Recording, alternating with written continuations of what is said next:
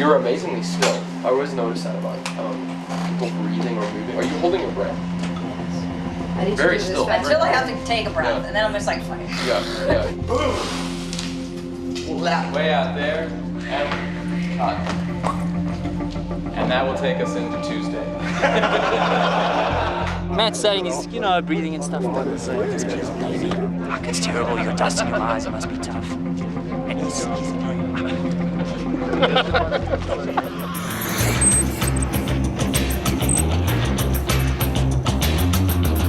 Ray, go! Get to the med bay.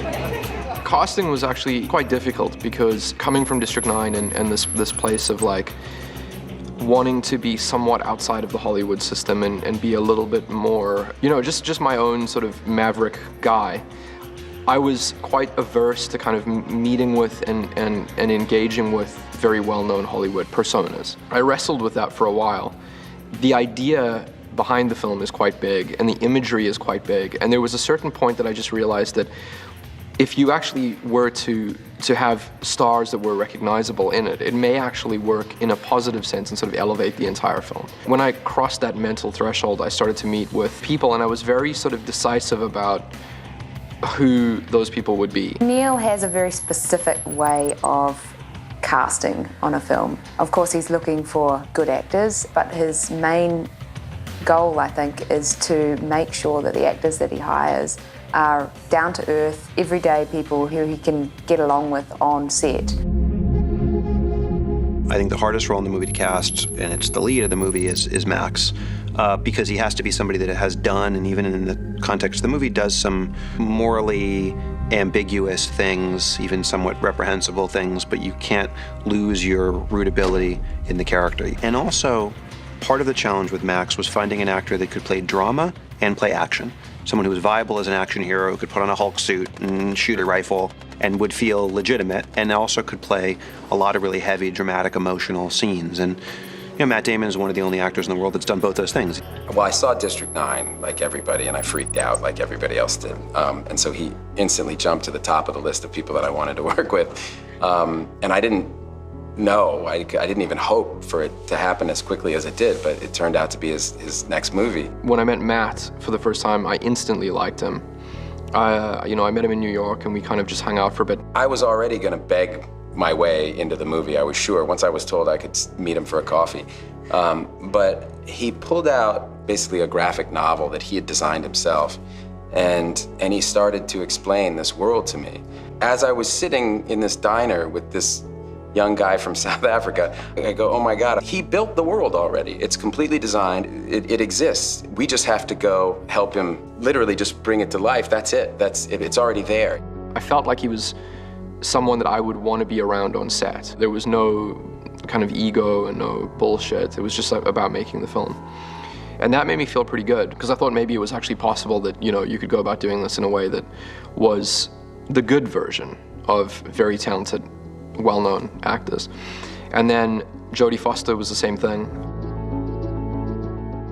I'd seen District 9 and loved, what Neil did with that movie, and loved some of the things that were similar, about, talking about sociopolitical questions under the heading of a genre sci-fi film.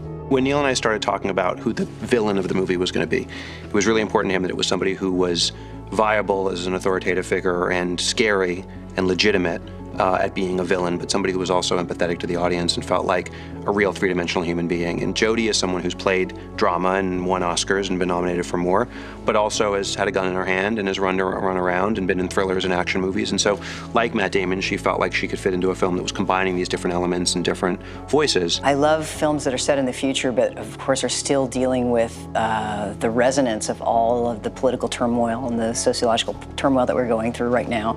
This idea that in the future, the richer have become richer and the poorer have become poorer, and that extends to everything from who gets to be healthy to who gets to have children, who gets to have family, and who gets to escape our poisoned environment. And that this chasm between the rich and the poor is so enormous that in some ways it's created two different planets.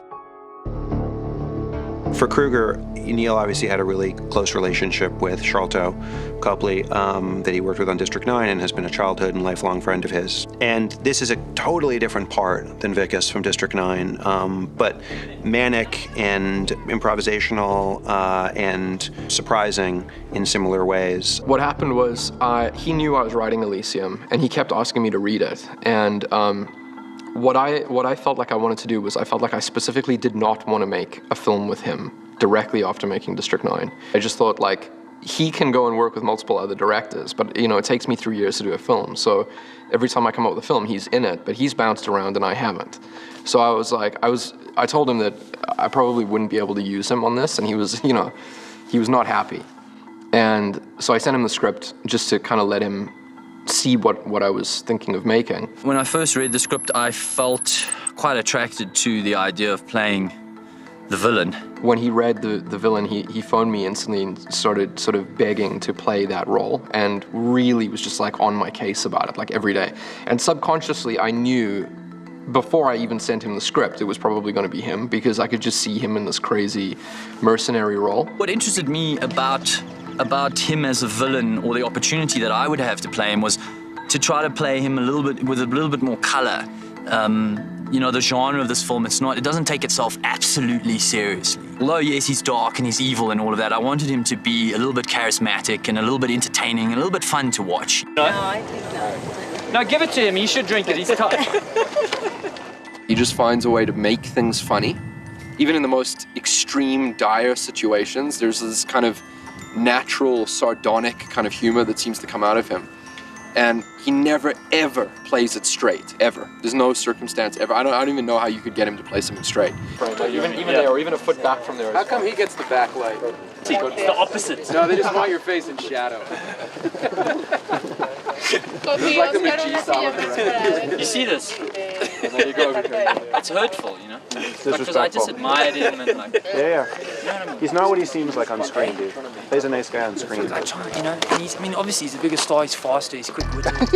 He's Matt Damon, you know, and sort of every chance he gets, I don't think he does it maliciously, but he you know, he'll sort of rub it in my face. The other day, I mean, EPK crew's there. You know, I made a little mistake where I wasn't on camera during my scene. He's pointing it out in front of the whole crew's laughing at me. You know, it's only my third film. He's done like 50 movies. Honestly, bro, I mean, you know that scene in Good Will Hunting where he goes, "How do you like them apples?" And he shoves the girls, you know, shows that he got the girl's number, that he's the guy. That's kind of how it's been for me, you know, in this movie. It's just, he's Matt Damon. That was it. That was "How do you like them apples?" to me. No! You know, honestly, it's been good to be able to chase him and sort of beat him up every now and then. It feels good, you know, when he has to cower in the sand and he can't see and I'm, you know, kicking him around a bit. And I think this is just showing that other side of Matt Damon, and I'm having to sort of just bring it in line a little bit. And I think that works. That chemistry works.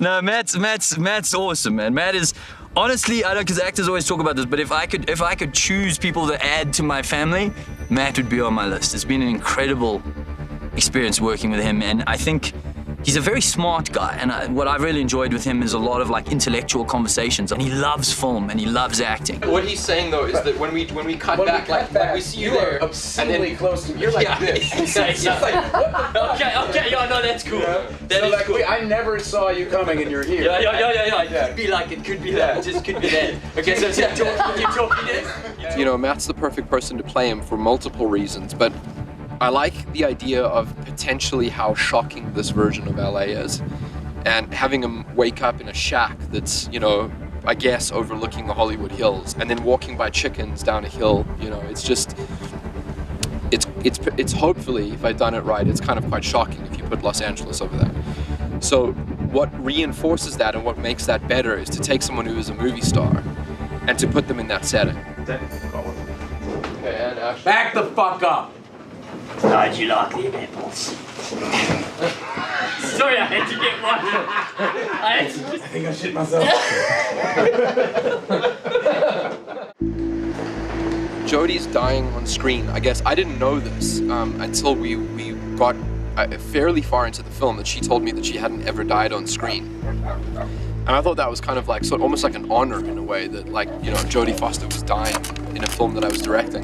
But then what became like mildly disturbing about it was that she was gonna die at the hands of Sholto. I don't know if I could pick my death. I don't know if it would be Shaw. You know, he's a dodgy character to die at the hands of. Yeah, I am the first person in the cinema history to kill Jodie Foster, which is, you know, is saying something. Killing Jodie Foster was actually one of the hardest scenes for me to do, because I have to stab her in the neck. And they gave me a sort of piece of plexiglass with a bit of green tape over it. But there's no like padding on the front of the glass, and it was like, okay, now you stab her in the neck. So the whole bunch of first takes that I'm doing, I'm trying not to hit Jodie Foster in the throat. And and I keep doing this, but I'm stopping too far away from her throat. And Neil comes in and he's like, dude, listen, you've got to actually make contact with the throat, because we're going to put a CG blade on the front. And it's got to look like it's gone into her neck, so you've got to actually go all the way to her neck. The main problem with that one was your proximity for the stab was just not close enough. Not close enough. And I mean, I hardly knew her. It was kind of like, hi, Jodie, I'm Sholto, how's it? Okay, and I'm going to stab you in the neck, you know, at this point. So I must have done it like 15, 20 times where I just kept chickening out, you know, to go too close. And then eventually I realized I could go slower and actually make contact, and it still worked. And then I asked Jodie what she thought. I tried to like score some points. I'm like, Jodie, I'm the first person to kill you on camera. You look good, yeah. Did I kill you successfully? This is the best killing I've ever had. But mind you, I've never been killed before in a film, so. Well, I'll take it. I'll take it. Take it as a compliment. And she dies incredibly, by the way. When she stops breathing, it's a very simple thing. As an actor, you'd think, I mean, as a child, you act like you're dying, you know, and then you die. So you think it's pretty basic, pretty straightforward.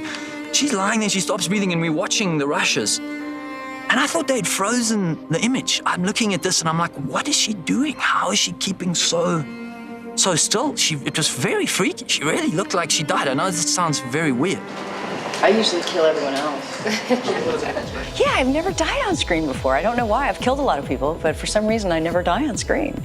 It was fun, really. I think fun to die at the hands of Sholto, the madman, Kruger. The blood's kind of fun. It stains everything you're wearing and it turns it pink. I think my kids are going to get a big kick out of seeing me with blood everywhere.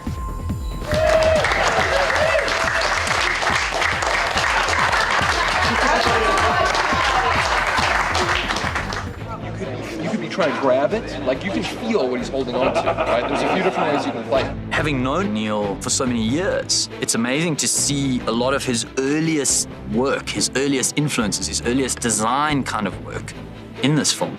You sit with him and he starts to talk about it, and you just go, I want in. Just what do I have to do to be involved with this? And the experience of making it, like, we would be looking at each other on the set, the actors and the crew members, and we'd go, can you believe we get to do this? Like, this is incredible.